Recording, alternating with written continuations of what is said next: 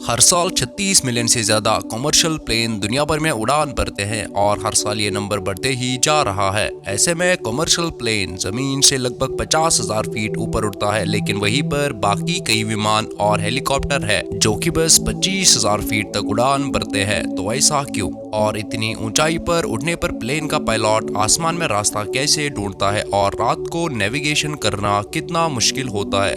इसी के साथ कई ऐसे सवाल हैं जो कि आपके मन में एक न एक बार जरूर आए होंगे और आज उन सबका जवाब आपको इस वीडियो में जरूर मिलेगा। दोस्तों, सबसे पहले आपको पता होगा कि प्लेन ज्यादातर 3 प्रकार के होते हैं, या तो हेलीकॉप्टर, या तो जेट प्लेन, या फिर कमर्शियल प्लेन। आज तो कहीं और भी प्लेन आते हैं, लेकिन वो सारे इन्हीं कैटेगरी में होते हैं। ये सारे एरोप्लेन अलग अलग ऊंचाई पर उड़ते हैं। जब आप प्लेन में सफर करते हैं तब आप आसमान में बहुत ही ऊंचाइयों पर होते हैं, क्योंकि कमर्शियल प्लेन आमतौर पर 30,000 फीट से लेकर 50,000 फीट के बीच में उड़ते हैं, और वहीं पर जो नॉर्मल हेलीकॉप्टर होते हैं वो बस 10,000 फीट तक उड़ान भरते हैं।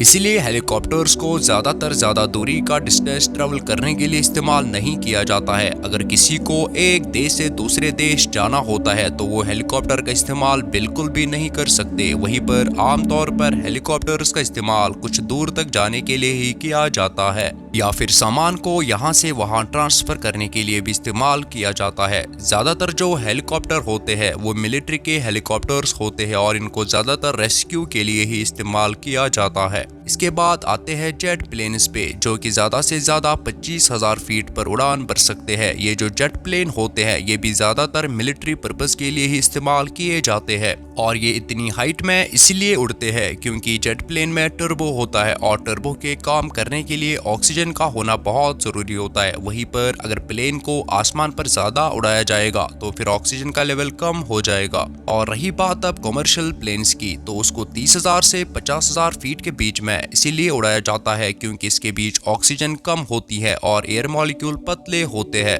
ऐसे में प्लेन को ज्यादा फोर्स नहीं लगाना पड़ेगा आगे बढ़ने के लिए, और अगर प्लेन को इसके नीचे उड़ाया जाएगा तो फिर प्लेन में ज्यादा फ्यूल की जरूरत होगी।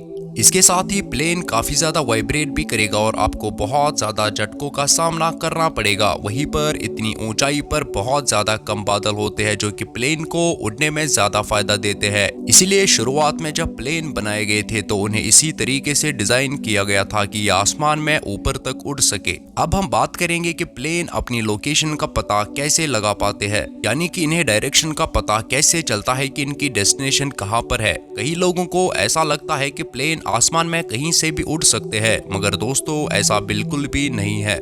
जी हाँ, जैसे हमारे पास रोड्स होते हैं वैसे ही प्लेन को आसमान में उड़ाने के लिए भी एक रास्ता होता है जिसको फॉलो करना पड़ता है, और अगर कोई पायलट उस चीज को फॉलो नहीं करता तो उसको बहुत ज्यादा पेनल्टी देनी पड़ती है, क्योंकि इन रास्तों को सोच समझकर बनाया जाता है। हर एक बात का ध्यान रखा जाता है कि आगे जाकर किसी भी प्रकार की गलती ना हो। आज तो रेडियो सिग्नल और जीपीएस नेविगेशन का इस्तेमाल किया जाता है, लेकिन पहले ऐसा नहीं होता था। पहले के जमाने में पायलट बड़े बड़े या फेमस लैंडमार्क को देखकर रास्ते को तय करते थे, यानी कि कोई बहुत ही बड़ा पहाड़ हो तो उस पहाड़ को मार्किंग के तौर पे इस्तेमाल किया जाता था। दोस्तों, क्या आपको पता है कि ऐसी बहुत सारी जगहें हैं जहां से प्लेन नहीं उड़ता है, उनको नो फ्लाइंग जोन का टाइटल दिया गया है, जैसे कि मक्का, मदीना, ताजमहल, हिमालय, एरिया 51। ऐसे ही बहुत सारी जगहें हैं। ऐसा इसलिए किया जाता है ताकि लोगों का रिलीजियस सेंटीमेंट हर्ट ना हो। जैसे कि मक्का मदीना को एक पवित्र जगह माना जाता है, इसलिए से इसके ऊपर से प्लेन को नहीं उड़ाया जा सकता, और इसके ऊपर से प्लेन को उड़ाने के लिए कोई रास्ता नहीं दिया गया।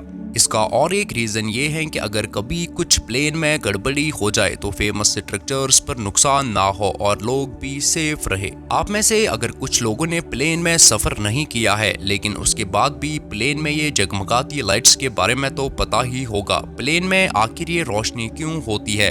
वैसे तो प्लेन के सबसे आगे वाले हिस्से में भी एक व्हाइट कलर की बड़ी लाइट होती है जो रात को देखने की मदद करती है, लेकिन इसके साथ साथ प्लेन के विंग्स पर भी छोटी लाइट्स होती है जो कि लगातार चमकती रहती है। तो आखिर इनका काम क्या होता है?